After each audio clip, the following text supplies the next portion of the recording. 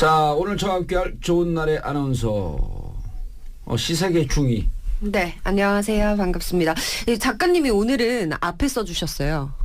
원래 항상 맨 끝에 제 소개가 있었는데. 그냥 제가 늘 잊어먹었죠. 근데 감사합니다. 댓글이 있어요. 좋은 날에 아무것도 모르는데 왜 안 쳤냐. 어디에 있어요 댓글? 제가 다 찾아봤는데. 제가 썼는데요. 아 그래요? 다행이네요. 아 네. 그래서 이게 근데 실제로 제가 어디 가고 중위 수준이다 그랬더니 요즘 중위 애들 무서워요. 그런데 저는 좋은 날에가 무서워요. 왜요? 질문을 하나도 안 하고 있어서. 저 질문 많이 해요. 자, 발끈. 오늘 함께 하실 분. 오늘은 대한민국 정치 지도자의 심리 상태. 그리고 정치 지도자 중에 지금은 이제 전직 대통령이 됐죠. 박근혜 대통령의 심리 상태가 도대체 어떤지 한번 분석해 보도록 하겠습니다. 우리나라 최고의 심리학계 최고수 두 분 나와주셨습니다. 먼저 싸우는 심리학이란 애칭을 갖고 계신 분. 심리연구소 함께의 김태형 소장님. 네, 안녕하십니까. 자, 그리고 느물느물 한마디씩 하는데 빵빵 터져요. 청담 하버드 심리센터 최명기 원장님 자리하셨습니다. 네, 안녕하세요. 안녕하세요. 예. 최명기 원장님도 책을 썼어요. 네. 대통령의 조건. 오. 근데 여기 뭐라고 썼냐면 정봉주 의원님의 건강과 행복한 대통령이 되길 기원하겠습니다. 거짓말하지 마세요. 어떻게 알았어요? 제가 지금 거짓말인지? 이렇게 눈으로 보고 있는데. 자, 오늘은 눈으로 보는 라디오 아니고요. 네. 김 갑자기. 소장님. 네. 지금 대통령 지금 이제 하루 잤거든요. 네. 교도소 안 갔다 와 보셨죠? 구치소만 갔다 왔습니다. 구치소요? 얼마 있었어요? 한 10일 정도. 구치소 10일 정도면 제일 고통스러운 기간을 보냈는데. 네, 맞습니다. 홍고방에 있었습니까? 네? 홍고방? 그 동그랗게 돼 성북서 구치소에 있었습니다. 그러니까 이렇게 유치장 비슷하게 이렇게. 유치장이군요. 유치장이 있었죠. 유치장입니다, 유치장. 그렇죠. 유치장 있다 이제 구치소로 넘어가기 전에 구치소 나오신 전에. 거죠. 네네. 예. 어쩌다가. 구류 10일이죠, 구류 10일. 구류. 네. 술 먹고 소리 지르셨어요. 아닙니다. 이제 데모하다가. 데모하다가 예. 친박 태극기 들고 데모하셨나요? 그때는 이제 전두환 퇴진 가지고. 몇 학번이신데요? 84번입니다. 오, 얼굴 애기처럼 보이는데? 그게 이제 발달에 장애가 있어가지고. 아니, 정신과 이 심리 상담 하시는 원장님들이 좀 정신 상태가 안 좋은 것 같아. 지금 박근혜 네. 전 대통령 어떨까요? 지금 이제 드디어 약간씩 실감이 되기 시작할 거라고 생각합니다. 뭔가 이거 내가 여태까지 잘못 생각하고 있었구나 하는 이제 자각이 드는 시점, 충격을 좀 받으면서 그리고 이제 완벽하게 반성하기까지 전 시간이 좀 걸릴 거라고 예상하고 있습니다. 반성을 끝까지 안 할 거라고 보는 우리 최명기 원장님도 계세요. 네, 그러니까 오래 걸린다는 거죠. 감옥에 오랫동안 있으면서 오랫동안 이제 무너져야 최종적으로 내가 뭔가 잘못했나 보다 하는 정도의 자각이 올 거라는 거죠. 그러면 그 말씀은 이제 자기가 정말 실제로 아무것도 모르고 있다. 뭘 잘못했는지. 그렇게 부인하는 거죠. 그러니까 이 범죄자들 중에서 이제 무의식에서는 죄의식이 다 있지만 의식 차원에서는 자기가 죄가 없다고 이렇게 그걸 인정하는 순간 고통스러워지는 거죠. 합리화를 하는 사람들이 많이 있거든요. 그런 케이스라고 봐야 됩니다. 우리 여기 좋은 나래 씨가 프로이트 심리학을 공부를 안 해갖고 좀 이해해 주세요. 네. 프로이트 심리학 보면 딱 저 나와요. 그거. 알아요? 알아요? 자아랑 초자아랑 뭐 있어. 네, 그거. 자, 최명기 원장님 어떻게 보세요? 조금 시선이 틀리신 것 같은데. 저는 생각보다 힘들구나라고 느끼실 것 같아요. 우리는 모두 다 맞으면 아프다는 걸 알거든요. 어허. 그러나 막상 맞으면 조금 더 아프잖아요. 네. 저는 박근혜 대통령께서 처음부터 이 재판을 갖다 했을 때 일종의 법리 재판보다는 명예 재판으로 계속 대처했다고 생각해요.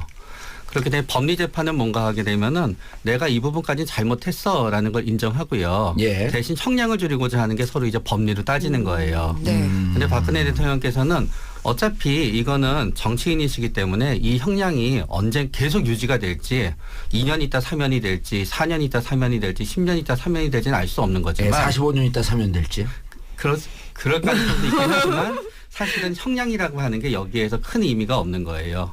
그렇기 때문에 첫 번째 정치적 수는 어디에 뒀냐 하면은 결국은 대통령직이 유지가 되면은 이 모든 일은 없는 거니까 헌재에 가장 많은 부분을 갖다 이제 두셨던 거고요. 네. 헌재에 많이 두셨을 때는 두 개의 전략이 있는데 그때도 법리를 놓고 내가 이러이러한 잘못은 했지만 이거는 탄핵이 인용될 만한 정도는 아니에요라는 전략이 하나 있고요. 예. 두 번째는 세력을 갖다 많이 규합한 다음에 거기에 대해서 일종의 국민들도 이렇게 이제 나를 갖다 나의 잘못을 갖다 용서했으니까 헌재도 용서하세요 전략이 있거든요. 근데 굳이 후자를 택했죠. 후자를 택한 거죠. 아. 왜냐하면 후자를 택한 거는 전자에 있어서 가능성이 높지 않다고 봤을 수도 있는 거예요. 오호. 그런 거고 이제 그 다음에는 요번에도 결국 뭐가 있게 되냐면은 내가 내 모든 부분을 갖다 인정하는 대신 형량을 최대한 낮추는 대신 그 형량을 전부 다 채우고자 하는 전략이 있을 수 있는 거고요. 그러나 만약에 그 형량이 10년, 20년이면 그 형량을 낮춘다는 게 무슨 의미가 있어요? 그렇죠. 10년 이상 무기징역까지 가능하다. 만약 네, 뇌물자가 네. 인정이 되면. 두 번째 전략은 뭔가 하면은 아무것도 인정하지 않고 뭔가 본인이 굉장히 잘못이 없다는 모습을 비춰야지 결국은 지지자들도 우리 대통령에 대해서 잘못이 없다고 지지층을 쭉 결집하고 갈 수 있거든요. 결국은 이제 복귀를 해보면은 예. 물론 그 처음에 최순실과의 관계를 인정하신 부분은 그 인정할 수밖에 없는 상황이었지만 네. 만약에 그때 박근혜 대통령께도 최순실과의 관계를 인정하는 인터뷰를 하지 않았다고 가정하는 거예요. 예. 안 했다고 가정하게 되면은 네네. 아마 국회에서 탄핵에 필요한 의결수에서 모자랐을 수도 있어요. 결국은 모든 사람들이 그거를 감추기 위해서 지난 몇 년간 노력했는데 예. 1인자가 그거를 인정하게 되면서 그분들은 완전히 멘붕에 빠진 거예요. 왜 지금 와서 저러시지? 옛날에 오호. 경선 때도 인정을 안 하시던 거를 그러면서 거기에서 이제 무너지기 시작한 거거든요. 아하. 그렇기 때문에 아마 어쩌면은 저는 그 선택이 잘못됐다고 얘기하는 건 절대로 아니에요. 예. 비슷한 맥락에서 대통령께서는 아마 지금은 힘드시겠죠. 예. 그래서 지금 생각은 아까 처음 말씀 생각보다 힘들다. 생각보다 힘들다. 생각보다 힘들지만 이겨내야지. 라고 생각하실 가능성이 높아요. 알겠습니다. 네. 원장님 어떻게 생각하세요? 원장님이 소장님이 뭐 아무렇게나 여기는 보셔도 소장님, 저기는 원장님. 어디가 더 높아요? 소하고 원하고? 원장이 서로 낫지 않나요? 보완의 관계에 있어요. 심리적으로 딱 그 동지적 관계를 형성을 하네. 적대적 관계를 만들려고 그랬더니. 이론적으로는 의견이 좀 다른 쪽인데요. 예. 근데 저는 이제 박근혜 씨가 그렇게 고도한 수준의 인간이 아니라고 보고 있습니다. 계속 예전부터 그렇게 분석을 해왔고 예. 인터뷰도 해왔고요. 그래서 비선 측근이 조종하고 있을 것이라는 예측을 2015년에 했던 겁니다. 그리고 그것 때문에 사실은 이제 좀 사람들한테 회자가 됐고요. 제가 비선 측근이라고 생각하진 않으셨을까? 그 누군지는 특정은 안 했는데 어쨌든 극소수의 비선 측근이 좌우할 거라고 제가 얘기했었죠. 그 비슷한 논리가 그 황상민 교수가 네. 촛불 앞에 선 무녀 같다. 홍군이다 이런 얘기. 예, 그러니까 그 촛불 앞에 선 누군가에게 조정을 받는 것이다라고 하는 비슷한 네. 관점이시네요. 저는 좀 더 정확하게 얘기했었죠. 몇 명밖에 안 되고 예. 극소수에서 휘둘릴 것이다. 근데 이제 그렇게 그럼 본다. 여기서 살짝 우리 소장님이 네. 최명기 원장님보다 조금 고수다라고 하는 걸 스스로 그 의견이 다르다는 얘기입니다. 의견이 예. 그래서 좀 의문의 일패 당하셨어요. 준비하고 계세요. 의문의 일패 하기 위해서. 가장 확실한 것은 이제 사실 이제 구속됐으니까 예. 정신감정도 했으면 좋겠습니다. 전문가들이. 그러게요. 객관적인. 정말. 예를 들어 금치산자 한정치산자 예를 들어 심신미약으로 해갖고 석방되시면 어떡할 거예요. 그러면 석방해야죠. 그 문제가 있다면. 아주 객관적이고 예. 냉정하게 보시네. 그렇죠. 그러니까 이거를 손범규 변호사나 유영아 변호사가 딱 듣는 순간 전략을 바꿀 것 같은데. 근데 그거 쉽게 못 속이니까 이제 저 객관적인 전문가들에서 검증받아서 치료를 해줄 필요가 있으면 치료도 해야 되지 않습니까? 이제 구속된 상태에서도. 약간 정신적으로 문제가 있다, 저는 질병이 있다 이렇게 생각하시는 거예요? 거의 정신장애로 진단은 못 나오겠지만 네네네. 뭐 심리학에서는 정신장애가 있다 그래서 꼭 건강하고 정신장애 진단을 안 받는다고 또 훌륭한 이렇게는 안 봅니다. 네. 그러니까 정신장애 진단이 안 나와도 나쁜 사람 충분히 있을 수 있고 그렇죠. 정신건강이 나쁠 수 있거든요. 그런 점에서 상당히 심각하다고 보는 거죠. 저는 알겠습니다. 지금 김태용 소장님은 정신감정도 한번 좀 해봤으면 좋겠다는 거죠. 받기를 권한다. 네. 그런데 최명기 원장님 이런 논리가 있는가 하면 그 아주 지근거리에서 박근혜 대통령을 오랫동안 모셨던 분들이 양측의 얘기를 다 해요. 이런 얘기. 그러니까 세상 물정을 모르고 자기 판단을 못할 것이다 라고 하는 한 분이 두 개의 얘기를 동시에 합니다. 예를 들어 전효 의원님 같은 경우, 네. 이혜훈 의원님 같은 경우 자기 판단을 잘 못할 수 있다라고 하면서 또 동시에 엄청나게 강력한 멘탈의 소유자다. 아까 얘기했던 대로. 그러니까 이제 박근혜 대통령이 가장 커다란 예. 이제 그 다른 부분의 하나는 이제 사회적 불편감이라는 게 있으십니다.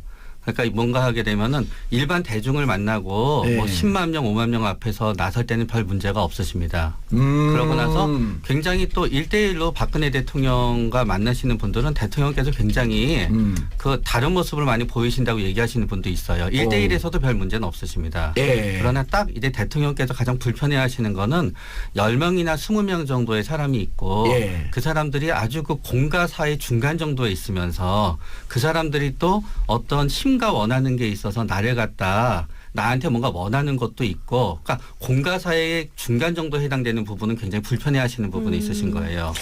그러다가 근데 그 보니까 모든 사람들이 다 그러지 않나요? 맞아요. 모든 사람이 다 그렇지만 어떤 그 정도의 차이는 있게 되는 겁니다. 그렇기 때문에 그거는 대통령께서 대통령이 되시는데도 굉장히 장점과 단점이 있었습니다. 왜냐하게 되면 장점에 해당되는 부분은 뭔가 하게 되면은 본인의 노출을 갖다 최소화하는 그러니까 대중 노출을 제외한 나머지 노출을 갖다 조절하는 전략을 하다가 보니까 신비주의 전략이죠, 일종의. 네, 실수할 것도 없고 또 자꾸 사람을 만나서 얽히게 되면 자기 의견이 바뀌고 뭐 얘기를 들어주고 하게 되는데 조절이 됨으로써 신뢰와 원칙을 지킬 수 있다는 장점이 있었던 거고요. 예. 단점은 어디에서 나타나느냐 하게 되면 결국 대통령을 직접 만나기가 어려워지다가 보니까 접견권 자체가 권력이 되게 되는 단점이 생기게 됩니다. 거기에서 바로 비선이라는 게 생기게 되는 거예요. 대통령을 만날 수 있는 사람이 가장 많은 권력을 누리게 되는 거고요. 예. 대통령을 중간에서 만나는 사람이 이거 대통령 지시야라고 얘기하게 되면 나머지 사람은 확인할 방법이 없게 되는 겁니다. 알겠습니다. 네. 소장님, 네. 의문의 일편적인 내용은 탄탄한데요. 제가 박근혜에 대한 분석을 하면서 핵심적인 키워드로 제시했던 것이 예. 이 세상에 대한 공포입니다. 세상에 대한 공포. 이건 또 두 분이 좀 비슷하네, 살짝. 공포감. 공포감이 예. 아주 크다. 이건 이제 인간도 무서워한다는 얘기거든요. 세상을 무서워한다는 얘기는. 방금 그 공과 사이 중간 영역에 있는 한 10명, 20명 정도 사람들이 있을 땐 불편해한다. 그 비슷한. 저는 극소수의 사람도 예. 자기 측근이나 가까운 사람 아니면 불편해한다고 생각합니다. 여러 증언을 통해서 확인한 바도 그렇고. 저는 뭐 사실 사실 증거를 제시하기 시작했어요.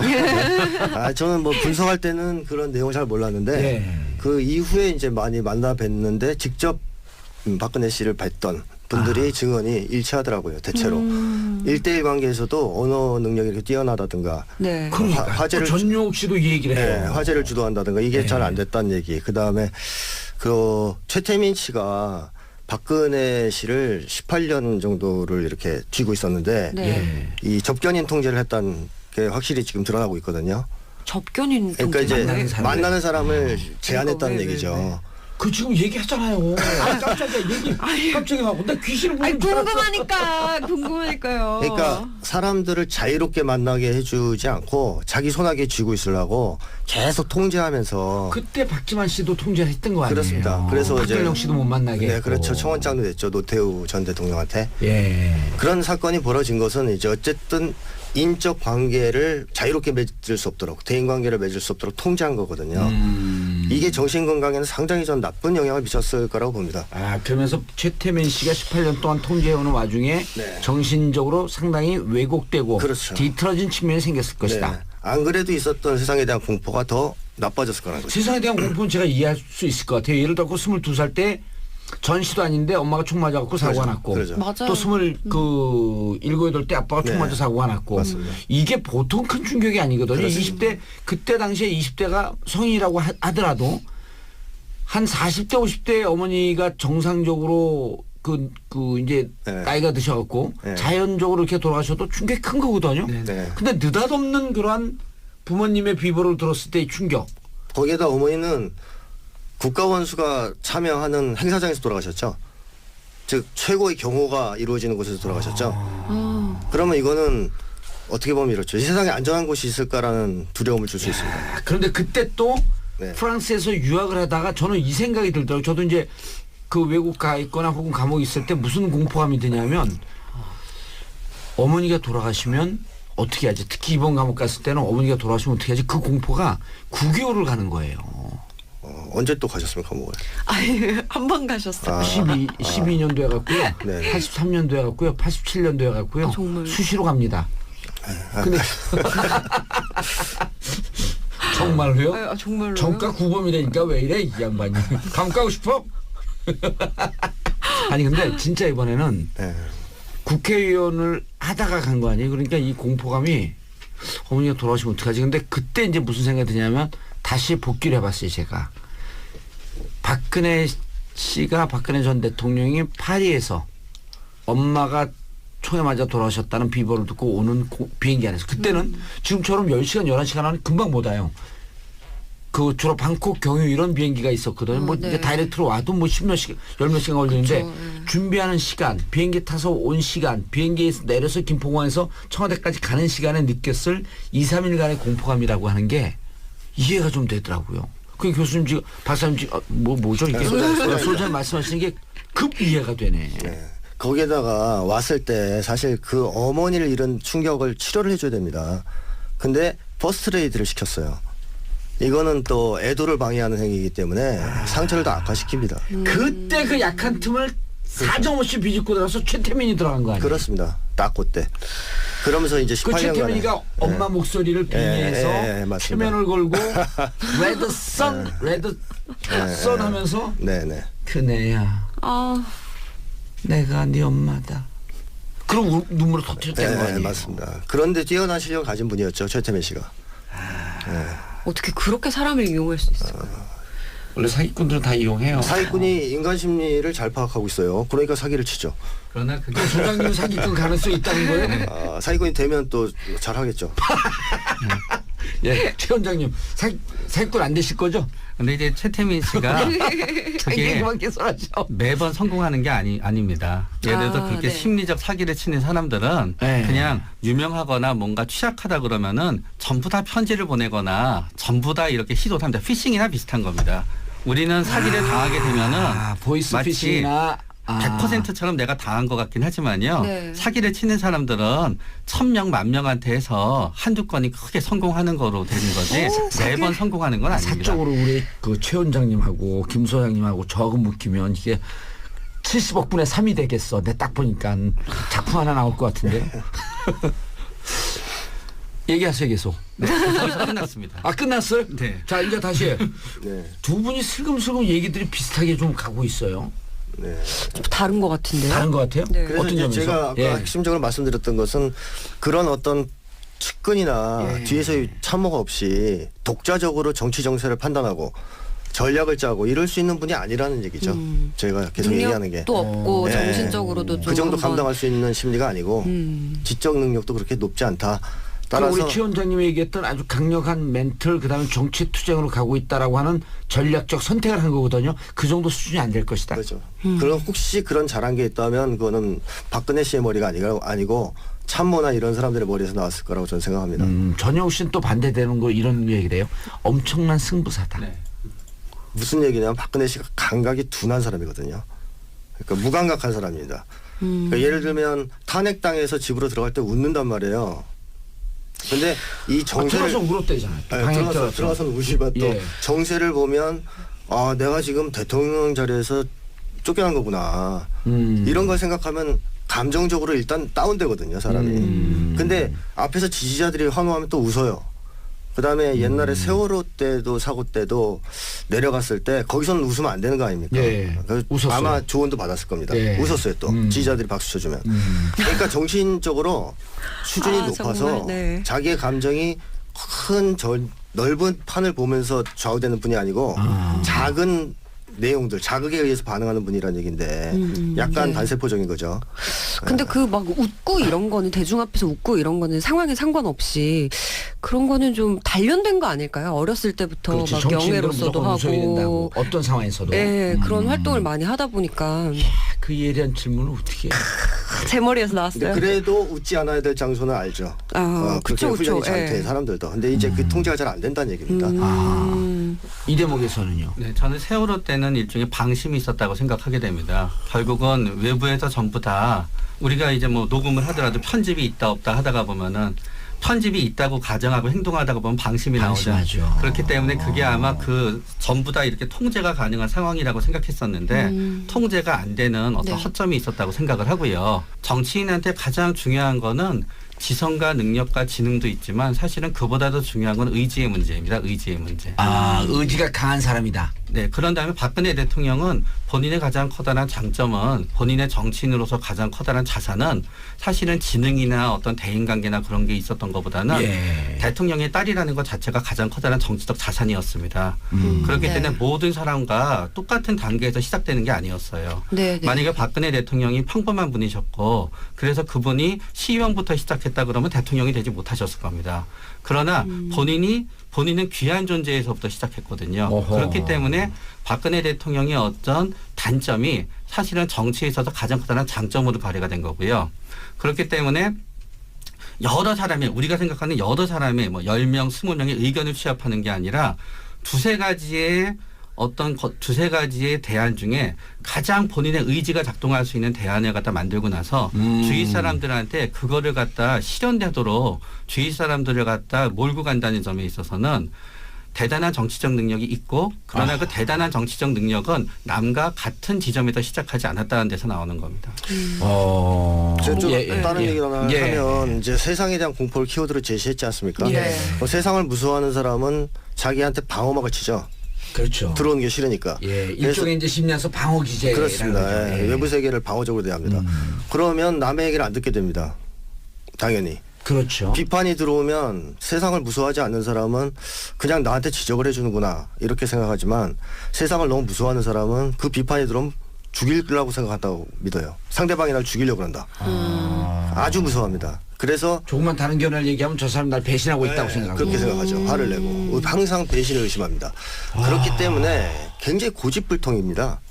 남의 얘기를 안 듣는 거죠. 그리고 이제 그게 들어오려면 그러니까 불통의 정치학이라고 하는 게 그냥 네. 본인이 억지로 뭐 이렇게 자연스럽게 하고 그런 게 아니고 아주 그 심리학에서 나온 심리적 네. 상태에서 나온 자연스러운 결과다. 그렇습니다.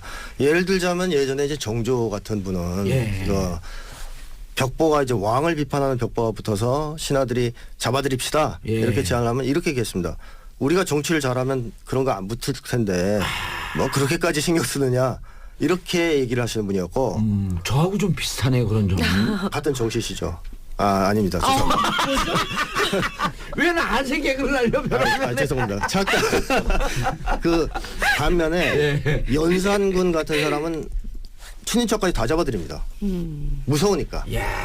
이게 무서워서 사람들이 극렬하게 사람들을 탄압하는 게 네, 네. 많아요. 세상을 무서워하는 사람들이. 제가 같은 국회의원을 해보면 네. 아주 강력하게 카리스마로 보이는 사람도 있어요. 네네. 근데 제가 그분들 개인적인 퍼스널리티를 다 알거든. 약하고 자기 방어 기제가 약하고 심리적으로 약한 사람들일수록 그렇습니다. 강력하게. 그러니까 우리 속담 그런 거 있잖아요. 물지 못하는 게 크게 짖는다고. 예, 그거죠. 그게 됐기 때문에 이제 이게 어떻게 보면 의지가 있는 것처럼 보이지만 의지가 있는 게 아니라 고집스러운 겁니다. 최 원장님 계속 지금 까고 있는 거 잘 못 느끼셨어요? 전 논리를? 동감합니다. 저도 주로 듣고 싶은 것만 들으면서 살겠지. 실제로 제가 아니 정성이 그 정신적으로 좀 이상한 거 아니에요? 듣고 싶은 것만 들으면? 저는 남의 비난을 남이 이렇게 제가 약하게 몰리건 비난한 건 잘 안 듣는 성향이 있어가지고요. 그러세요? 그런데 일단 심리 상태 좀 점검을 네. 해주시죠. 그러니까 대통령께서는 되게 깔끔한 걸 좋아하시는 건 맞습니다. 그건 이제 그러니까 화장실 변기까지 뛰어갖고 가겠죠. 그건 우리도 분석할 수 있어. 그렇기 때문에 이제 그 대통령께서 대통령이 되시고 나서 가장 커다란 실수의 하나는 세력을 갖다 핵심 세력을 추려내면서 세력 자체를 갖다 줄였다는 데 가장 커다란 잘못이 있으십니다. 그러니까 결국은 친박과 비박이 됐든지 간에 대부분의 본인이 당선됐을 때의 세력을 보통 유지하는 쪽이 대통령한테는 유리한데요. 유지하거나 네. 또 확대 재생산하든지. 그러나 우리나라 대통령의 역사상 그런 분들은 별로 없습니다. 보통 대통령이 되고 나면은 재창당에 대한 그 덫에 빠지게 됩니다. 아니 유명한 그 정치인 있잖아요. 정 씨. 정조. 네.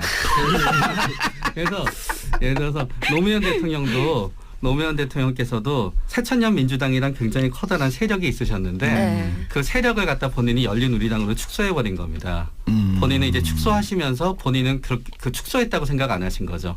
비슷하게 박근혜 대통령도 이제 대통령께서 대통령이 되시고 나서부터는 대통령이 된 다음부터는 이제 본인이 아까 얘기하셨듯이 뭔가 싫은 얘기하는 사람들 이걸 다 컷을 하고 싶은 거예요. 네. 그러다가 보니까 거기에서 이제 진박과 진박이 아닌 게 나눠지게 되었던 거예요. 예. 축소하는 과정으로 갔다. 네, 그러나 그게 결국은 본인이 가장 본인한테 치명적이 되는 탄핵의 의결 정족수를 갖다 확보하게 해주는 계기가 됐었던 거죠. 그리고 지금 변호사들도 보면 8명, 9명 있지만 결국은 유영아나 손 변호사님 이 두 분, 한두 분 정도로 점점 축소되고 있거든요. 네, 그거는 이제 결국 아까 얘기하신 것 같은 동의하게 되는 게 위험한 상황에 처하게 되면은 자신의 어떤 안위를 갖다 맡겨야 되는데 예. 안위를 맡길 때는 능력도 중요하지만 충성심이 중요하게 되는 겁니다.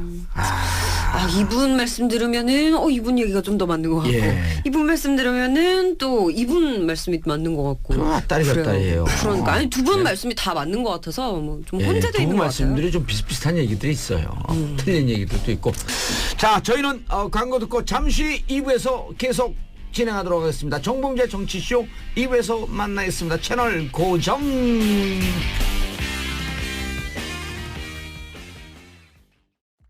SBS 라디오가 직접 제작한 팟캐스트 고릴라팟. 문화로 알아보는 연애 지침서 불법과외, 생생하게 살아있는 민초들의 이야기 떡국열차, 책도 읽어주고 여행도 보내주는 고품격 팟캐스트 체키라웃. 재미팟팟 고릴라팟, 고릴라 앱에서 만나보세요. 정봉재 정치쇼 함께하고 계시고요. 그리고 70억 분의 1의 사나이라고 하는 건 잘 알고 계실 거고요. 대체 불가라고 하는 것도 잘 알고 계실 거고요. 정봉재 정치쇼. 대한민국의 정치의 판을 바꾸고 있습니다. 자, 지금 판을 바꾸는데 심리 분석으로 쫙 들어가고 있는 두 분. 이름도 잘 모르겠어. 김태형 소장님, 김태형 소장님, 최명기 원장님. 최명기 원장님. 두 분 중에 누가 더 높다 그랬죠? 소하고 원하고? 저는 원장님이 더 높으신 것 같은데. 그래요? 왜냐면 원소 구조를 봅시다. 그러니까 원소 이렇게 순서대로 하니까. 소원도 있잖아요. 우리의 소원은 통일. 자, 소장님. 지금 네. 박근혜 대통령이 네.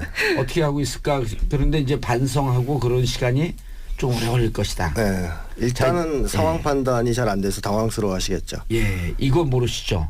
오늘 토요일 아니에요? 토요일, 일요일은 변호사 접견도 안 됩니다. 네. 예, 가족 접견도 안 됩니다. 그러니까 토요일, 일요일은 48시간을 온전히 혼자 있어야 돼요. 네. 그리고 이게 보통 대통령 전두환 노태우 대통령 들어왔을 때 6인방, 8인방 큰 방을 하나에 줬거든요. 미군들이 들어오게 되면 소파 한미 행정협정에 따라서 미군들은 1인 그 평수가 넓어요. 그러니까 6인실이나 8인실을 개인한테 줘야 되고 운동기구도 줘야 되고 여러 가지 시설을 해줘야 돼요. 냉장고도 줘야 되고. 그런데 6인실이 비어 있는데 특혜 시비에 걸릴까 봐 그냥 독방 1.9평. 그건 손 벌리면 이렇게 다요. 네네네. 예. 그러면 이게 폐쇄공포증이 다 있잖아요. 인간의 기본적인 심리가.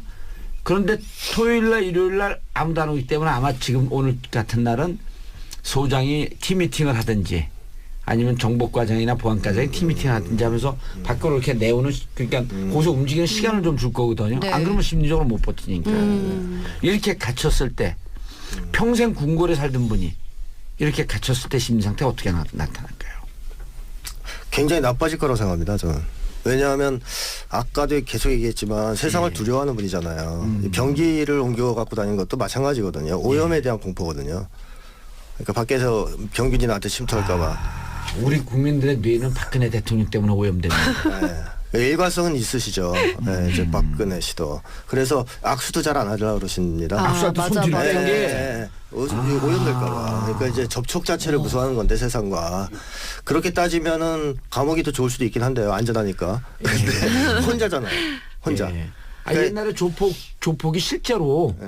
자기가 누구로부터 이 그 위해를 받을 것인가라고 하는 이 두려움이 있을 때는 자법을 벌여갖고 감옥에 들어가는 경우가 있거든요. 차라리. 네. 안전하니까. 네. 근데 이제 박근혜 씨는 이제 연산군과 제가 비슷하다고 계속 얘기를 해왔던 것이 네. 연산군이 그런 공포가 있었단 말이죠. 사람들이 날 죽일지도 모른다, 죽이려 할지도 모른다. 그래서 그래서 마지막에 정신이 돌았잖아요. 그래갖고. 거의 헷가닥했죠. 근데 그걸 해결하는 방식이 의존이었습니다.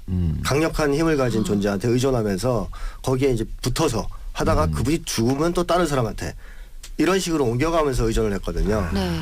이제 박근혜 대통령도 좀 비슷하다. 세상에 혼자 남아 있으니까 성은 두 분이 틀리시네. 열 씨와 박 씨인데. 누군가가 필요한 거죠, 사실은. 굉장히 무서우니까. 근데 그거를 최순실 씨가 사실 해줬어요. 최태민 씨가 들어가서 그 심정을 네, 잡아놨고 이제 그다음에 딸이. 그것을 나와 가장 닮은 최순실과 의논하라라고 하는 오다까지 준 거 아니에요. 그렇죠. 그래서 예전에 이제 칼로 이렇게 상처 입으셨을 때 네. 그때도 최순실 씨가 옆에 있었습니다. 최순실 씨와 정유라. 네. 이게 이런 식인 거죠. 자, 결정적으로 힘들고 어려울 때는 그 사람들한테 위로를 받는 이런 관계였던 거죠. 서울구치소에 갇히는 게 그런 배려가 있었던 거 아닐까요? 구치소에서. 저는 이제 박근혜 대통령은 혼자 있는 것 자체를 굉장히 어려워하시는 분은 아니십니다.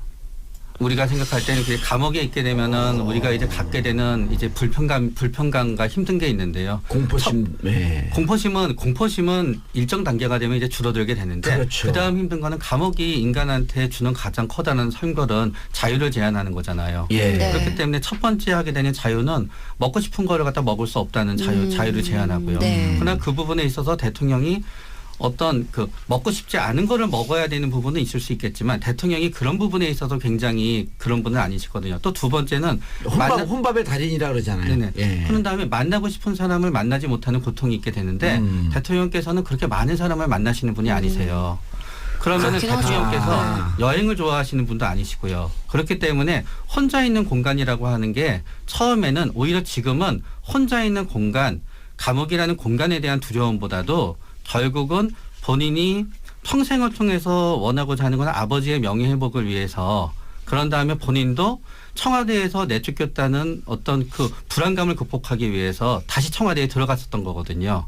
그런데 또다시 운명이 자신을 이렇게 만들었기 때문에 결국 잠시 지금은 흔들림이 있으실 거예요. 내가 아무리 노력하더라도 결국은 이게 나의 운명인가? 왜냐하면 되게 운명이라는 말 많이 쓰시거든요. 네. 그리고 자기 초월적인 말을 쓰시고요. 그런 부분에 있어서 아마 혼자 있으면서 엄청나게 많이 생각을 하겠지만 그게 지나고 나게 되면은 이거 자체가 우리가 생각하듯이 엄청난 고통이라기보다는 거기에 다시 의미를 부여하는 순간 또다시 견뎌낼 거예요. 그런 다음에 감옥의 생활이라고 하는 거에 일반인이 느끼는 가장 커다란 고통은 단조롭다는 거예요. 그러나 반대로 그 단조로움은 굉장히 반복적인 거고요. 예측 가능하게 되는 거기 때문에 네. 단조로움에 일단 적응하기 시작하게 되면은 강박적인 측면이 있는 분한테는 감옥이라는 것이 그렇게 그 강박적이지 않은 막 외향적인 사람이 느끼는 고통과는 다르게 된다는 거죠. 고통스러운 건 맞지만 고통의 강도는 낮게 되고 저는 오히려 감옥이라는 공간에 있어서의 불안감은 없다. 그렇게 크지는 않을 것 같고 일정 시간 지나면은 아마 사라질 거예요. 그런데 신기해요. 그 네. 최 원장님 감옥 살아보셨어요? 그 살아보신 아니요. 것 같은데. 살아보신 사람 얘기하는데 아니 제가 저 말이 네. 쫙 와닿았어요? 공감이 오는 게 제가 무척 아웃고잉 외향적이거든요. 근데 혼자 있는 시간을 너무 좋아하는 사람이야. 이 사색이 깊은 사람이에요. 네네. 안 그렇게 보이지 않은데 감옥 들어가고 무척 빨리 적응을 한 게 혼자 있는 시간이 좋아요. 근데 박근혜 대통령한테 전 대통령한테 그런 측면이 있다. 네. 그런 다음에 혼자 있으시면서 박근혜 대통령의 측면에는 어떤 예. 고통스러운 일이 있을 때 특별한 신앙이 있는 건 아니지만 거기에 이제 의미를 부여하고 계속 이제 어떤 신에게 기도하는 건 아니지만 본인이 명상을 하고 명상이라기보다는 본인이 계속 의미를 갖다 찾는 어떤 심리적 과정이 있게 되거든요. 논리는 아니지만 한마디로 수련인 거예요, 일종의. 그래서 교도소 국립선원이라고 불리거든요. 네. 그렇기 때문에 거기서 수련하고 있겠다. 어쩌면은 여기에서도 이거는 나의 인생의 한 굉장히 괴로우면서 동시에 네. 이거는 인생의 하나의 시련인데 예. 결국 이 시련이 지나가고 나면은 내가 과거의 시련을 극복했듯이 또다시 그런 마음으로 돌아갈 가능성도 배제할 수는 없다는 거예요. 돌발 질문. 그럼 다시 청와대 들어갈 걸 믿고 있을까요? 청와대에 들어간다는 어떤 그 박근혜 대통령은 그런 어떤 구체적인 목표가 있는 건 구체적인 목표에서 움직이는 건 아니거든요. 그래요? 누가 도와줄 것이다 그냥 수상적으로. 결국은 이 모든 불명예가 시간이 지나면 지워지게 되는 거고. 명예. 시간이 지나면 해결될 것이다 뭐 이런 얘기 한 것도 다시 다시 명예를 갖다 되찾을 수 있을 거고 다시 세상이 나를 갖다 필요로 하게 될 거고 나의 존재의 의미가 다시 나타나게 될 거야라는 막연한 믿음과 기대는 버리지 않으실 거예요. 알겠습니다. 네. 소장님 어떻게 보세요? 그 두 분이 같이 가는 듯 하면서 만난 듯 하면서 헤어졌다 밀당을 계속하고 계셔. 그러니까요. 네. 심리적 밀당을 하고 계시는데 두 분의 정신 상태는 지극히 정상이시죠? 네, 그래서 안돼 이론 자체의 출발점이 좀 다르기 때문에 그런 점에서 예. 강론에서는 일치하지만 또 총론에서 좀 다르고 이런 면이 그럼요. 나타날 수 재밌어요. 예. 예. 근데 이 감옥에서의 고통 중에 하나는 자유의 제한이 있고 예. 또 하나는 고독이거든요. 예. 네. 근데 고독을 즐긴다 이렇게 이제 최 원장님은 보신 거예요. 네. 즐기는 건 아니죠. 무서워하기 때문에 혼자 있는 거죠. 이게 달라, 이제 달라. 행동이 많이 똑같아도 다르죠. 네. 해석이 다를 수 있는 것이 예. 저는 이제 사람 접촉하는 걸 무서워하는 분이다. 인간에 대한 신뢰가 없기 때문에 따라서 밥도 혼자 먹는 게 편하고 예. 네. 왜냐하면 저도 간혹 밥 먹을 때 혼자 먹는 게 좋을 때가 있습니다. 왜냐하면 박근혜 대통령 혼자 좋아해요. 있는 상태 보면 지극히 나하고 닮은 게 많아. 아니, 먹다가 이제 트림도 할 수 있고 뭐 이제 뭐 반찬도 내가 좋아하는 것만 먹을 수 있고 그렇죠. 방구도 뿡뿡 키면서. 신경 안 쓸 수 있으니까. 근데 이제 다른 사람의 신경을 많이 쓰고 예. 다른 사람한테 뭐 욕 먹을지도 모른다 이런 걱정이 있는 사람들은 혼자 먹는 게 편할 수도 있어요. 그것 때문에 저도 혼자 먹는 거 심리적으로 좋아해요. 좀 문제가 있지 않은 거예요, 그거는? 그 너무 좋아하면 문제가 되죠. 이제 간혹 이제 혼자 먹는 거를 잘 견디는 건 좋은 건데 이제 다른 사람하고 밥 먹는 것 자체를 불편해한다 이런 거는 문제가 되는 거죠.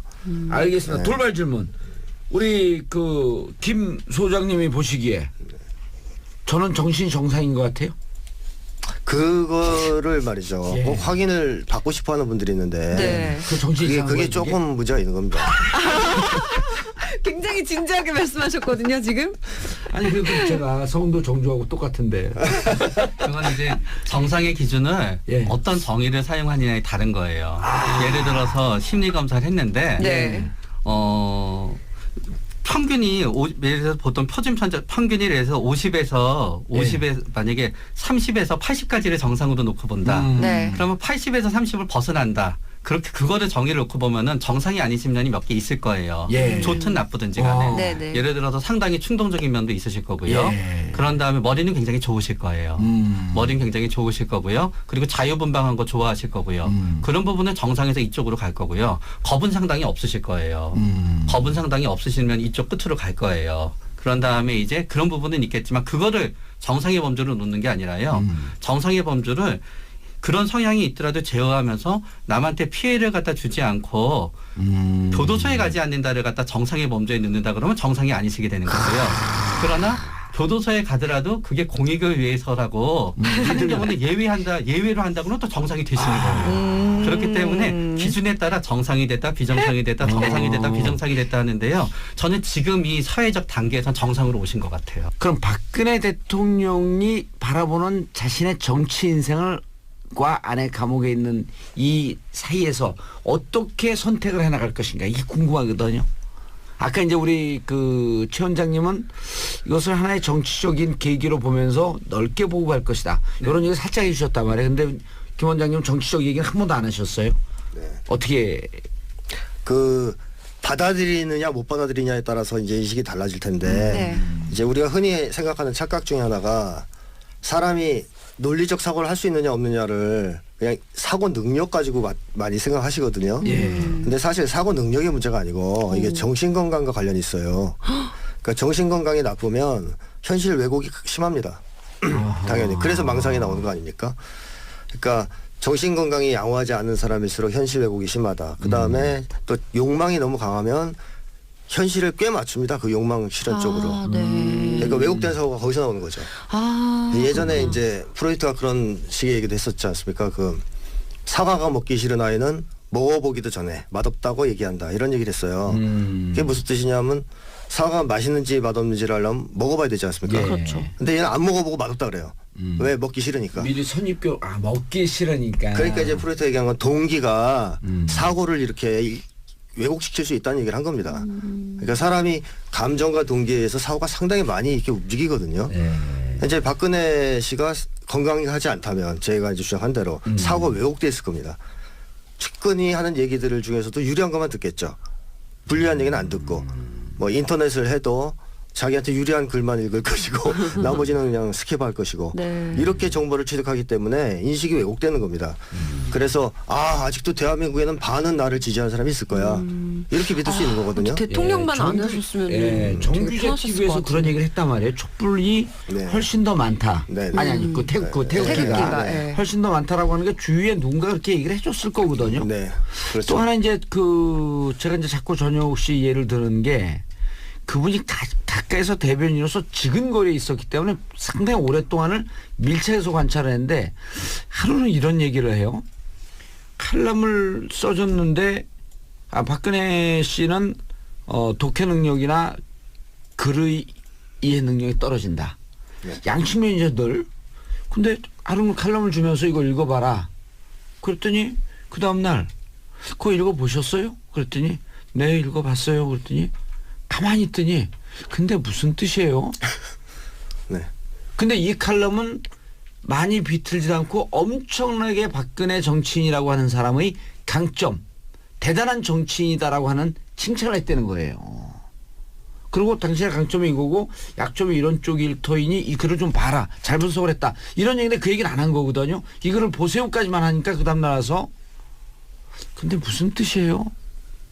보긴 봤는데. 이거 어떻게 분석을 해야 돼요? 이런 거? 무슨 뜻이에요는 몰라서 하실 수도 있고요. 예. 무슨 뜻이에요가 이 글에 있어서 일부분은 내가 받아들이지 못하겠다는 걸 갖다 정치적으로 표현한 걸 수도 있습니다. 원장님하고 저하고 생각이 좀 비슷하신 것 같아요. 네. 그러니까 결국은 강점과 박근혜 대통령한테 어떤 거기서 전혀 우리 전 의원님과 박근혜 대통령과의 갈라지는 부분이 있게 되는 건데요. 대부분의 사람들이 박근혜 대통령한테 권한 부분이 뭔가 하면은 대중과의 접점을 늘리고 본인이 이렇게 좀 고집스러워 보이는 면을 갖다 줄이고 그래야지 이렇게 잘 되실 겁니다라고 얘기한 겁니다. 예. 그러나 반대쪽에 있었던 박근혜 대통령의 정치 컨설팅을 하는 사람들의 반대쪽은 박근혜 대통령 맞았던 쪽은 본인을 귀한 존재로 만들고 굉장히 제한된 사람을 만나고 그러면서 약점을 노출시키는 걸 최소화하고 강점을 갖다 이미지로 하는 쪽이 낫다는 쪽이 있는 겁니다. 그리고 박근혜 대통령 그쪽을 선택한 거고. 네, 그쪽을 선택하면서 전효혁 당시 대변인과 같은 분에 대한 필요성이 줄어들게 된 겁니다. 그렇기 어허. 때문에 무슨 뜻이세요를 갖다 예. 결국은 무슨 뜻이세요라고 물어봐야지 이거를 나는 여기서 강점이라고 생각하는 건 마음에 안 들고 약점이라고 생각하는 거 왜 썼어요라고 묻게 되게 되면은 그거는 정치적 인간이 얘기하는 정치적 언행이 아니게 되는 겁니다. 그렇기 때문에 애매모호하게 얘기하게 되면서 자신의 의지를 피력하게 되는데 거기에서 전효혁 전 의원께서 그거를 갖다 이해하고 캐치했으면은 계속 같이 가는 거였고요. 거기에서 왜 이거를 읽고 나서도 이 사람은 못 읽은 것처럼 하게 되면 거기서 같이 갈 수 없는 사람이 되는 겁니다. 결국 대통령은 의존적이면서 거리를 두고자 하는 상반된 동기를 갖고 계신 분이십니다. 의존적이면서 거리를 둬야 되는 경우에는 상대방이 알아서 내 뜻을 알고 그거를 갖다 짚어줘야 되는 거거든요. 이율 배반적인 게 동시에 있는 것은 그건 정신질환 아니에요? 그러나 그게 가능할 수 있었던 거는 본인이 갖고 있는 권력이 있으면 그게 가능하게 됩니다. 권력이 없을 때는 예. 그게 주위에서 발동이 안 되는 거고요. 권력이 있게 되면 미리 알아서 해주려는 사람이 주위에 천지예요. 그렇기 때문에 그거를 제 추측에는 그거는 이해를 못해서가 아니라요. 당신의 방향이 마음에 안 듣습니다를 갖다 굉장히 표현한 건데 어허. 그 부분을 갖다 캐치하는지 못하셨을 가능성이 더 높습니다. 못했다. 앞으로 재판에 임하는 태도가 예측이 좀 돼요? 현재로서는 뭐 대략 부인 쪽으로 갈 겁니다. 제가 시간이 걸릴 거라고 예상한 게 예, 아까 처음에 그 네. 모두에 그 말씀을 하셨죠. 네. 예. 이게 이제 내가 이제 진짜 문제가 있고 안 되겠구나 더 이상은 이제 밖에 지지자들 많은 줄 알았더니 별로 없는가 보다.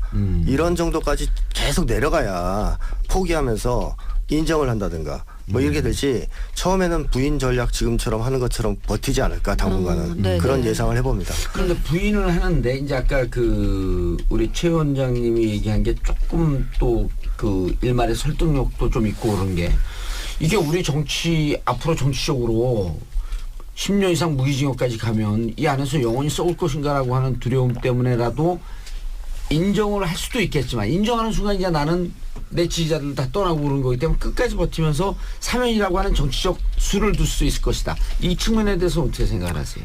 그러니까 박근혜 씨와 그 주변의 참모들이 지지자들 5%의 지지자들만 생각한다면 그렇게 하는 게 맞죠.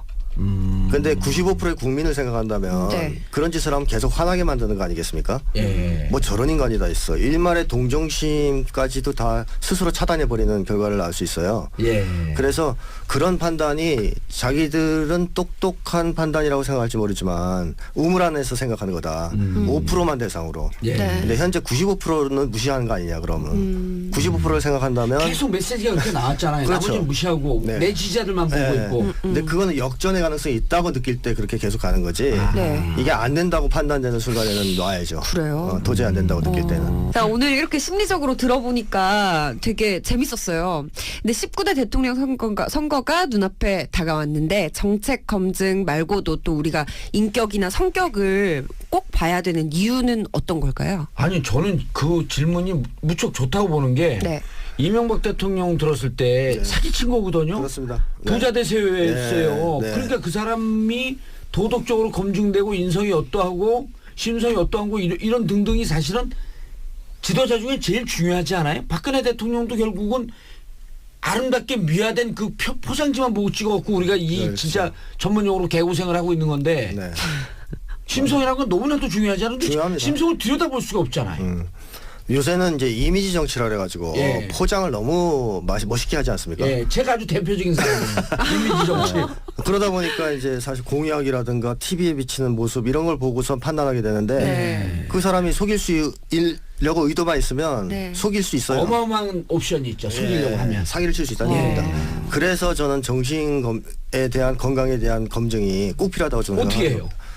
그래서 저는 사실은 법을 만들어서 하면 제일 좋겠지만 예. 장기적으로 당장 그게 안 되니까 정신검증법 뭐 이런 거. 분석, 정신 그러니까 이제 분석. 원래 이제 정신건강 체크를 네. 받게 한다든가 정치인들을 예. 그럼 이제 정치할 사람 많이 줄겠는데 하여튼 그런 거를 할 수도 있겠고 당장에는 그게 합의가 안 될 테니까 예. 전문가들 저 실력 있는 전문가들이 공권력을 행사할 수 있는 사람에 대한 예. 심리 분석을 많이 시도하는 게 필요하지 않느냐. 이 진짜 중요한 얘기가 네. 국회의원들 300명 앉혀놓으면요. 아까 우리 최명규 원장님하고 지금 김 소장님하고 똑같은 이 접점 만나는 부분인데 국회의원들이 권력으로 똘똘 뭉쳐 있잖아요. 이 권력욕 때문에 비정상의 뇌를 갖고 있는 사람들이 많은 것 같아. 강력한 권력 욕구 때문에. 근데 두 분 그 함께 힘을 잡고요. 짝 이미지를 잘 만들 수 있을 것 같아요. 제 사단으로 들어오시죠. 네, 불러주세요. 아니 요 답변을 좀 해주셔야죠. 19대 네. 대통령. 네. 왜 정신건강 검증 받아야 될 필요가 아니 그 심성 그분의 인성 이런 걸 판단해야 되지 않냐 이런 얘기죠. 네. 왜냐하면 국가가 막 이렇게 성장하고 변화가 많을 때는 정책이라는 게 그 변화를 일으킬 가능성이 굉장히 높습니다. 그러나 국가가 저성장에 빠지게 되면은요, 아무리 대통령이더라도 나라를 이렇게 끌고 가고 싶다고 해서 저렇게 끌고 가게 되지 않고 이쪽으로 간다 그래서 저쪽으로 가게 되지가 않습니다. 아하. 그때부터 진짜 중요한 정책은 국가의 기능 중에 뭐 전쟁을 한다 안 한다 이런 눈에 보이는 커다란 게 아니라요. 굉장히 매일매일 행해져야만 되는 작은 기능들을 다 유지하는 게 대통령의 커다란 덕목이 됩니다. 예를 들어서 우리의 세월호 참사도 생각해 놓고 보면은요. 배에 들어갔을 때 무조건 구명보트가 내려와야 돼. 적재하면 묶어야 돼. 진짜 매일매일 행해져야 되는 너무나도 자그마한 거를 갖다 행해지지 않게 되면서 네. 일상의 가장 기본적인 상식. 네. 그렇기 때문에 거기에 있어서는 결국 과거의 행적이 예. 성실하게 일을 하고 매일 제때 출근하고 매일 정해질 때 퇴근하고 그러면서 하나하나 꼼꼼하게 하게 되는 능률적인 대통령이 있는 게 제일 중요하고요. 결국은 대통령이 자신의 공약으로서 국민한테 줄 수 있는 이익이 별로 없기 때문에 국민을 열받지 않게 하는 게 대통령의 가장 커다란 염려가 됩니다. 기능이 됩니다. 결국은 네. 어차피 일은 열심히 해도 나라는 자기가 생각하는 대로 안 굴러가요. 그러니까 나 일 열심히 하니까 너네 내가 열받게 해도 참아 이런 대통령을 뽑아놓게 되면은요. 네. 이제까지 그랬었잖아요. 두 번에 걸쳐서. 네, 그러니까 지금부터는 우리를 끌고 가 있는 카리스마가 있고 막 끌고 가질 거라고 기대하는 사람을 뽑으면 100% 실망합니다. 상식적인 대통령을 뽑아야 네, 돼요. 그렇게 좀 착한 대통령을 뽑는 착하고 예. 국민이 욕하면은 잘못했어요 해주는 대통령을 뽑는 쪽이 국민이 오히려 건강하게 사는 부분입니다. 일반인들이 정신건강이 좀 나쁜 건 큰 문제가 안 됩니다. 그냥 살아가는 데는. 그러니까 뭐 연상군 같은 분이나 박근혜 씨가 제 이웃에 살면 친구로 지낼 수 있습니다.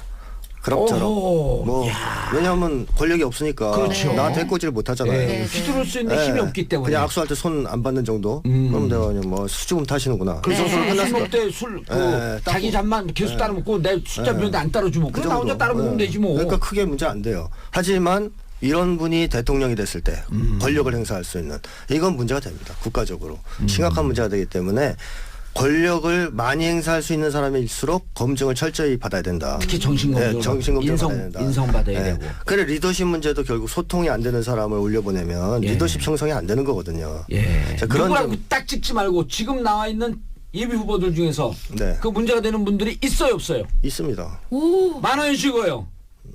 다수라고 봐야 됩니다. 아니, 이게 왜냐면 저도 느낀 거예요. 정말요? 왜냐하면 지금 다 포장지로 포장이 되어 있을 뿐이지 그 심성을 저는 20년, 30년을 옆에서 지켜본 사람이거든요. 네. 저 사람이 어떤 심성을 갖고 있는지 아는데 대중들에게는 노출이 안 되는 네. 거예요. 전 모르겠어요. 모르죠. 살아온 인생이 짧으니까. 저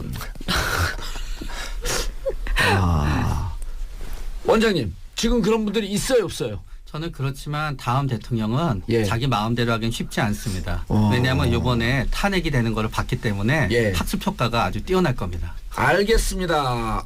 오늘 너무 재밌었어요.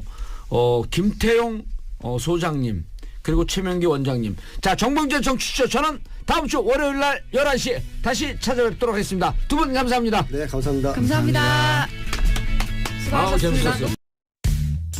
무서워한다는 얘기는 방금 그 공과 사이 중간 영역에 있는 한 10명, 20명 정도 사람들이 있을 땐 불편해한다. 그 비슷한 저는 극소수의 사람도 예. 자기 측근이나 가까운 사람 아니면 불편해한다고 생각합니다.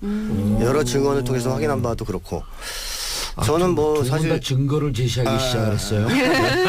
저는 뭐 분석할 때는 그런 내용을 잘 몰랐는데 네. 그 이후에 이제 많이 만나 뵀는데 직접 박근혜 씨를 뵀던 분들이 증언이 일치하더라고요. 대체로 1대1 관계에서도 언어 능력이 이렇게 뛰어나다든가 네. 그러니까 화제를 전용욱 씨도 이 얘기를 네, 해요. 화제를 주도한다든가 이게 네. 잘 안 됐다는 얘기. 그다음에 그 최태민 씨가 박근혜 씨를 18년 정도를 이렇게 쥐고 있었는데 네. 예. 이 접견인 통제를 했다는 게 확실히 지금 드러나고 있거든요.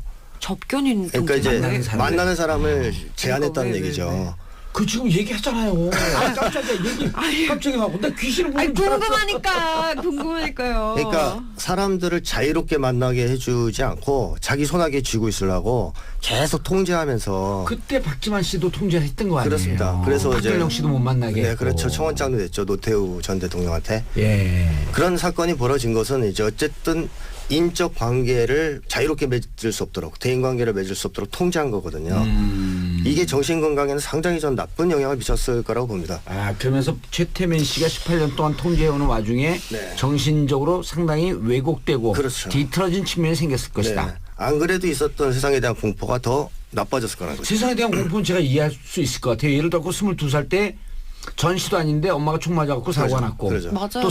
또 27, 8때 아빠가 총 네. 맞아 사고가 났고 맞습니다. 이게 보통 큰 충격이 아니거든요. 그렇습니다. 20대 그때 당시에 20대가 성인이라고 하더라도 한 40대 50대 어머니가 정상적으로 그 이제 네. 나이가 드셔갖고 네. 자연적으로 이렇게 돌아가셔도 충격이 큰 거거든요. 네. 근데 느닷없는 그러한 부모님의 비보를 들었을 때의 충격. 거기에다 어머니는 국가원수가 참여하는 행사장에서 돌아가셨죠. 즉 최고의 경호가 이루어지는 곳에서 돌아가셨죠. 그러면 이거는 어떻게 보면 이렇죠. 이 세상에 안전한 곳이 있을까라는 두려움을 줄 수 있습니다. 그런데 그때 또 네. 프랑스에서 유학을 하다가 저는 이 생각이 들더라고요. 저도 이제 그 외국 가 있거나 혹은 감옥에 있을 때 무슨 공포감이 드냐면 어머니가 돌아가시면 어떻게 하지? 특히 이번 감옥 갔을 때는 어머니가 돌아가시면 어떻게 하지? 그 공포가 9개월을 가는 거예요. 언제 또 가셨습니까, 감옥을? 한 번 가셨어요. 12년도에 갔고요. 네. 83년도에 갔고요. 87년도에 갔고요. 정말. 수시로 갑니다. 근데 정말로요? 정말로. 정가 구범이라니까 왜 이래 이 양반이. 감옥 가고 싶어? 아니 근데 진짜 이번에는 네. 국회의원을 하다가 간 거 아니에요? 그러니까 이 공포감이 어머니가 돌아오시면 어떡하지? 근데 그때 이제 무슨 생각이 드냐면 다시 복귀를 해봤어요 제가. 박근혜 전 대통령이 파리에서 엄마가 총에 맞아 돌아가셨다는 비보를 듣고 오는 비행기 안에서 그때는 지금처럼 10시간 11시간 안에 금방 못 와요. 그 주로 방콕 경유 이런 비행기가 있었거든요. 뭐 네. 이제 다이렉트로 와도 뭐 10몇 시간, 10몇 시간 걸리는데 그쵸, 예. 준비하는 시간, 비행기 타서 온 시간, 비행기에서 내려서 김포공항에서 청와대까지 가는 시간에 느꼈을 2, 3일간의 공포감이라고 하는 게 이해가 좀 되더라고요. 그 교수님 지금 박사님 지금 뭐죠 이게 소장님 말씀하시는 게 급 이해가 되네. 네. 거기에다가 왔을 때 사실 그 어머니를 잃은 충격을 치료를 해줘야 됩니다. 근데 퍼스트레이드를 시켰어요. 이거는 또 애도를 방해하는 행위이기 때문에 상처를 더 악화시킵니다. 그때 그 약한 틈을 사정없이 비집고 들어서 최태민이 들어간 거 아니에요? 그렇습니다. 딱 그때. 그러면서 이제 그 18년간에 최태민이가 엄마 목소리를 면 조금 더 아프잖아요. 네. 저는 박근혜 대통령께서 처음부터 이 재판을 갖다 했을 때 일종의 법리 재판보다는 명예 재판으로 계속 그 대처했다고 생각해요. 그렇게 되면 법리 재판은 뭔가 하게 되면은 내가 이 부분까지는 잘못했어라는 걸 인정하고요. 예. 대신 형량을 줄이고자 하는 게 서로 이제 법리로 따지는 거예요. 네. 근데 박근혜 대통령께서는 어차피 이거는 정치인이시기 때문에 이 형량이 언제 계속 유지가 될지 2년 있다 사면이 될지 4년 있다 사면이 될지 10년 있다 사면이 될지는 알 수 없는 거지만 45년 있다 사면 될지. 그럴 가능성도 있긴 하지만 사실은 형량이라고 하는 게 여기에서 큰 의미가 없는 거예요. 그렇기 때문에 첫 번째 정치적 수는 어디에 뒀냐 하면은 어허. 결국은 대통령직이 유지가 되면은 이 모든 일은 없는 거니까 헌재에 가장 많은 부분을 갖다 이제 두셨던 거고요. 네. 헌재에 많이 두셨을 때는 두 개의 전략이 있는데 그때도 법리를 놓고 내가 이러이러한 잘못은 했지만 이거는 탄핵이 인용될 만한 정도는 아니에요라는 전략이 하나 있고요. 예. 두 번째는 세력을 갖다 많이 규합한 다음에 거기에 대해서 일종의 국민들도 이렇게 이제 나를 갖다 나의 잘못을 갖다 용서했으니까 헌재도 용서하세요 전략이 있거든요. 근데 굳이 후자를 택했죠. 후자를 택한 거죠. 아. 왜냐하면 후자를 택한 거는 전자에 있어서 가능성이 높지 않다고 봤을 수도 있는 거예요. 오호. 그런 거고 이제 그 다음에는 요번에도 결국 뭐가 있게 되냐면은 내가 내 모든 부분을 갖다 인정하는 대신 형량을 최대한 낮추는 대신 그 형량을 전부 다 채우고자 하는 전략이 있을 수 있는 거고요. 그러나 만약에 그 형량이 10년, 20년이면 그 형량을 낮춘다는 게 무슨 의미가 있어요? 그렇죠. 10년 이상 무기징역까지 가능하다. 만약 네, 뇌물자가 네. 인정이 되면. 두 번째 전략은 뭔가 하면은 아무것도 인정하지 않고 뭔가 본인이 굉장히 잘못이 없다는 모습을 비춰야지 결국은 지지자들도 우리 대통령에 대해서 잘못이 없다고 지지층을 쭉 결집하고 갈 수 있거든요. 결국은 이제 복귀를 해보면은 예. 물론 그 처음에 최순실과의 관계를 인정하신 부분은 그 인정할 수밖에 없는 상황이었지만 네. 만약에 그때 박근혜 대통령께도 최순실과의 관계를 인정하는 인터뷰를 하지 않았다고 가정하는 거예요. 예. 않았다고 가정하게 되면은 네네. 아마 국회에서 탄핵에 필요한 의결수에서 모자랐을 수도 있어요. 결국은 모든 사람들이 그거를 감추기 위해서 지난 몇 년간 노력했는데 예. 1인자가 그거를 인정하게 되면서 그분들은 완전히 멘붕에 빠진 거예요. 왜 지금 와서 저러시지? 옛날에 오호. 경선 때도 인정을 안 하시던 거를 그러면서 거기에서 이제 무너지기 시작한 거거든요. 아하.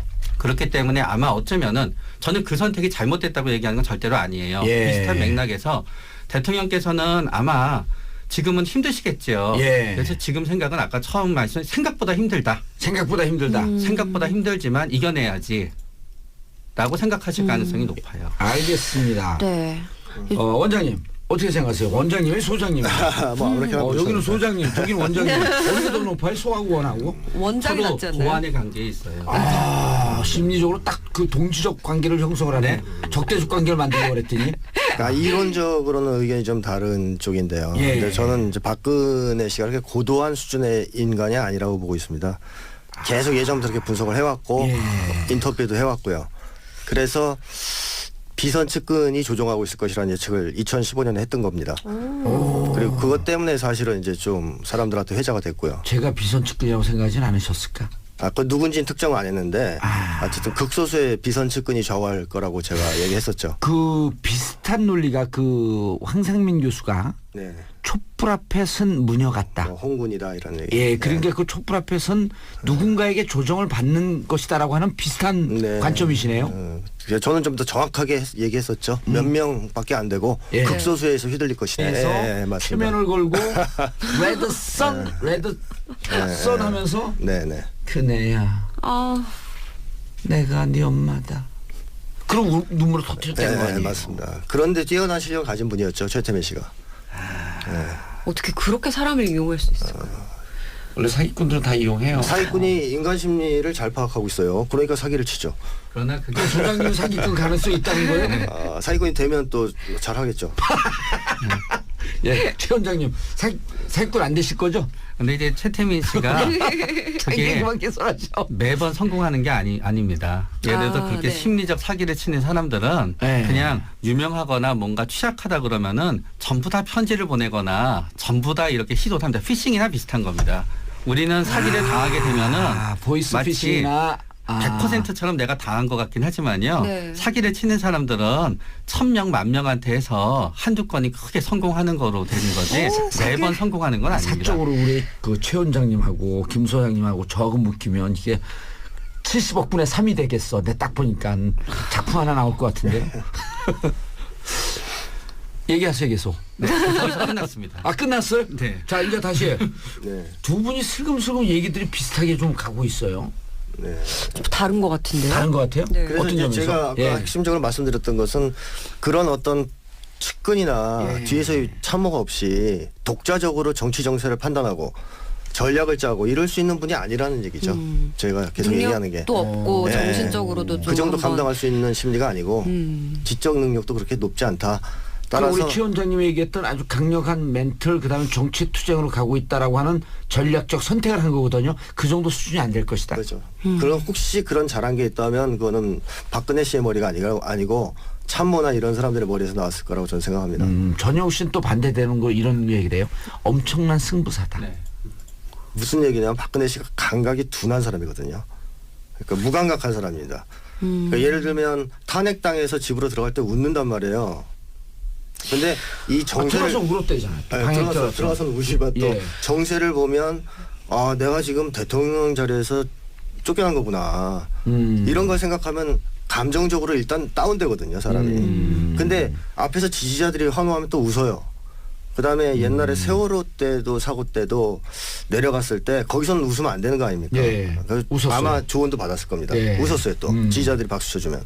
그러니까 정신적으로 수준이 아, 높아서 정말, 네. 자기의 감정이 큰 넓은 판을 보면서 좌우되는 분이 아니고 작은 내용들 자극에 의해서 반응하는 분이라는 얘기인데 약간 네. 반세포적인 거죠. 근데 그 막 웃고 이런 거는 대중 앞에서 웃고 이런 거는 상황에 상관없이 그런 거는 좀 단련된 거 아닐까요? 어렸을 때부터 그렇지. 막 정치인들은 영예로서도 무조건 웃어야 된다고. 하고 어떤 상황에서도. 예, 그런 활동을 많이 하다 보니까 그 예리한 질문을 어떻게 해. 제 머리에서 근데 나왔어요. 그래도 웃지 않아야 될 장소는 알죠. 아, 그렇게 그쵸, 훈련이 그쵸. 잘 된 예. 사람들도. 근데 이제 그 통제가 잘 안 된다는 얘기입니다. 이 대목에서는요. 네, 저는 세월호 때는 일종의 방심이 있었다고 생각하게 됩니다. 결국은 외부에서 전부 다 우리가 이제 뭐 녹음을 하더라도 편집이 있다 없다 하다가 보면은 편집이 있다고 가정하고 행동하다가 보면 방심이 나오죠. 방심하죠. 그렇기 때문에 그게 아마 그 전부 다 이렇게 통제가 가능한 상황이라고 생각했었는데 통제가 안 되는 어떤 네. 허점이 있었다고 생각을 하고요. 정치인한테 가장 중요한 거는 지성과 능력과 지능도 있지만 사실은 그보다도 중요한 건 의지의 문제입니다. 의지의 문제. 의지가 강한 사람이다. 네, 그런 다음에 박근혜 대통령은 본인의 가장 커다란 장점은 본인의 정치인으로서 가장 커다란 자산은 사실은 지능이나 어떤 대인관계나 그런 게 있었던 것보다는 예. 대통령의 딸이라는 것 자체가 가장 커다란 정치적 자산이었습니다. 근데 이제 그렇게 그럼 본다. 여기서 살짝 우리 소장님이 네. 최명기 원장님보다 조금 고수다라고 하는 걸 스스로 그 의견이 다르다는 얘기입니다. 의견이 예. 그래서 좀 의문의 일패 당하셨어요. 준비하고 계세요. 의문의 일승하기 위해서. 가장 확실한 것은 이제 사실 이제 구속됐으니까 예. 정신감정도 했으면 좋겠습니다. 전문가들이. 그러게요. 객관적인. 정말. 예를 들어 금치산자 한정치산자 예를 들어 심신미약으로 해갖고 석방되시면 어떡할 거예요. 그러면 석방해야죠.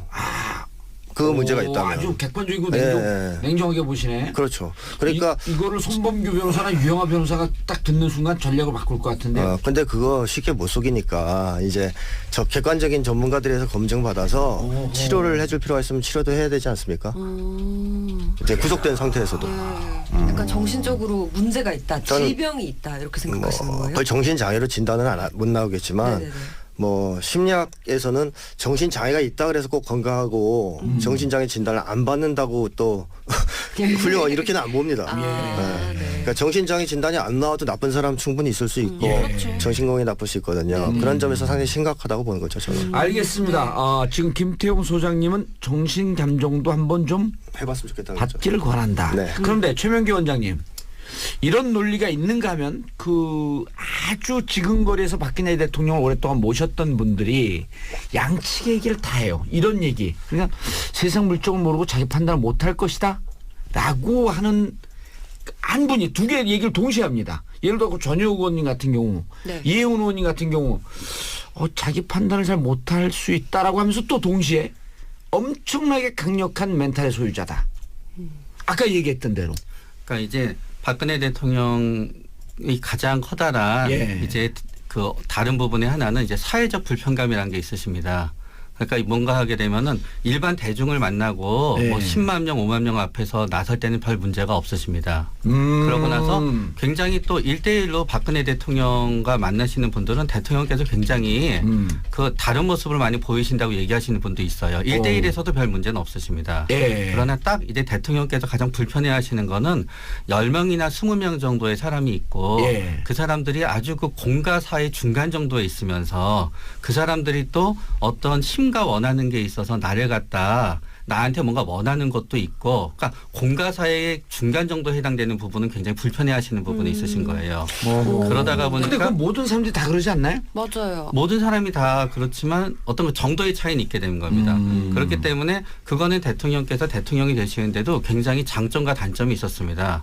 왜냐하게 되면 장점에 해당되는 부분은 뭔가 하게 되면은 본인의 노출을 갖다 최소화하는 그러니까 대중 노출을 제외한 나머지 노출을 갖다 조절하는 전략을 하다가 보니까 신비주의 전략이죠, 일종의. 네, 실수할 것도 없고 또 자꾸 사람을 만나서 얽히게 되면 자기 의견이 바뀌고 뭐 얘기를 들어주고 하게 되는데 조절이 됨으로써 신뢰와 원칙을 지킬 수 있다는 장점이 있었던 거고요. 예. 단점은 어디에서 나타나느냐 하게 되면 결국 대통령을 직접 만나기가 어려워지다가 보니까 접견권 자체가 권력이 되게 되는 단점이 생기게 됩니다. 거기에서 바로 비선이라는 게 생기게 되는 거예요.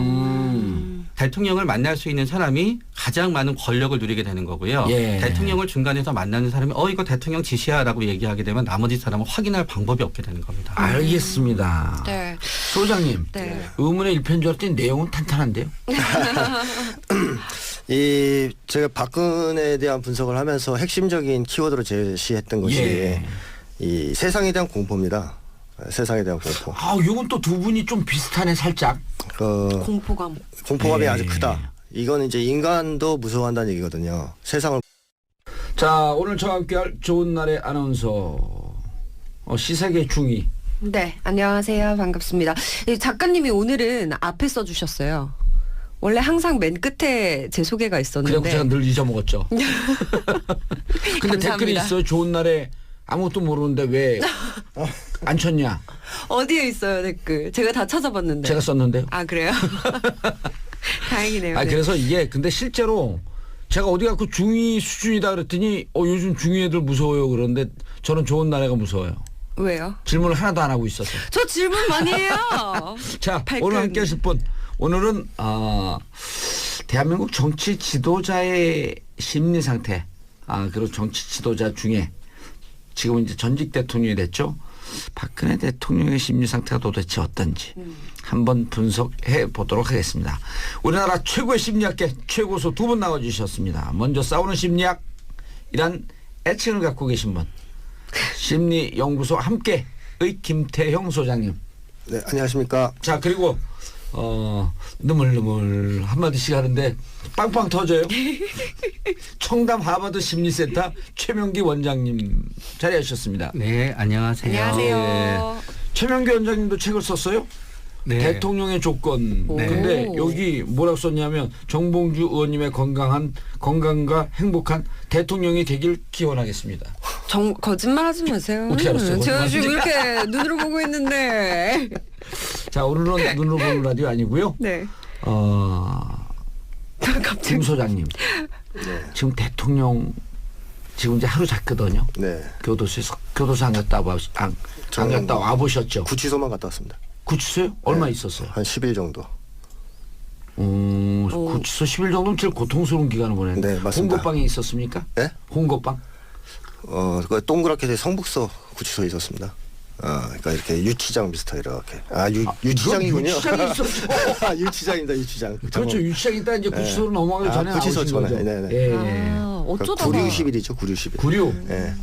술 먹고 소리 지르셨어요. 아닙니다. 이제 데모하다가. 데모하다가 예. 친박 태극기 들고 데모하셨나요? 그때는 이제 전두환 퇴진 가지고 몇 학번이신데요? 84번입니다. 오, 얼굴 애기처럼 보이는데? 그게 이제 발달에 장애가 있어가지고. 아니 정신과 이 심리 상담 하시는 원장님들이 좀 정신 상태가 안 좋은 것 같아. 지금 박근혜 네. 전 대통령 어떨까요? 지금 이제 드디어 약간씩 실감이 되기 시작할 거라고 생각합니다. 뭔가 이거 내가 여태까지 잘못 생각하고 있었구나 하는 이제 자각이 드는 시점, 충격을 좀 받으면서 그리고 이제 완벽하게 반성하기까지 전 시간이 좀 걸릴 거라고 예상하고 있습니다. 반성을 끝까지 안 할 거라고 보는 우리 최명규 원장님도 계세요. 네, 그러니까 오래 걸린다는 거죠. 감옥에 오랫동안 있으면서 오랫동안 이제 무너져야 최종적으로 내가 뭔가 잘못했나 보다 하는 정도의 자각이 올 거라는 거죠. 그러면 그 말씀은 이제 자기가 정말 실제로 아무것도 모르고 있다. 뭘 잘못했는지. 그렇게 부인하는 거죠. 그러니까 이 범죄자들 중에서 이제 무의식에서는 죄의식이 다 있지만 의식 차원에서는 자기가 죄가 없다고 이렇게 그걸 인정하는 순간 고통스러워지는 거죠. 합리화를 하는 사람들이 많이 있거든요. 그런 케이스라고 봐야 됩니다. 우리 여기 좋은 나래 씨가 프로이트 심리학을 공부를 안 해갖고 좀 이해해 주세요. 네. 프로이트 심리학 보면 딱 나와요. 그거. 알아요? 알아요? 자아랑 초자아랑 뭐 있어. 네, 그거. 자, 최명규 원장님 어떻게 보세요? 조금 시선이 틀리신 것 같은데. 저는 생각보다 힘들구나라고 느끼실 것 같아요. 우리는 모두 다 맞으면 아프다는 걸 알거든요. 어허. 그러나 막상 맞으면